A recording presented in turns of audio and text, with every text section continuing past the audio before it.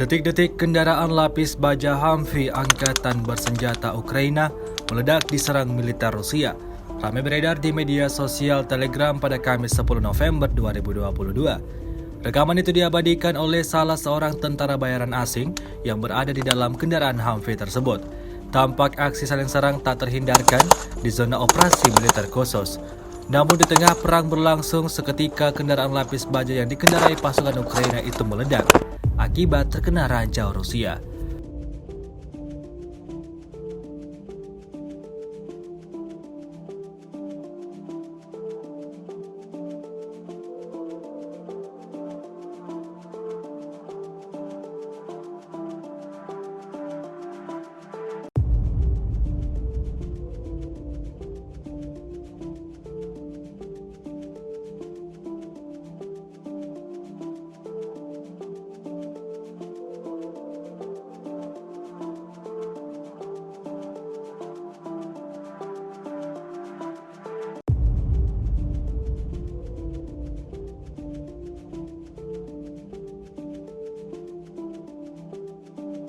Sejauh ini selama invasi berlangsung, Rusia secara total merilis 332 pesawat Ukraina, 172 helikopter, dan 2.470 kendaraan udara tak berawak dieliminir oleh pasukan Vladimir Putin.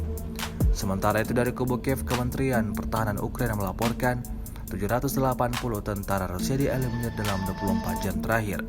Sebanyak 77.950 prajurit Rusia meninggal sejak awal konflik hingga hari ke-259.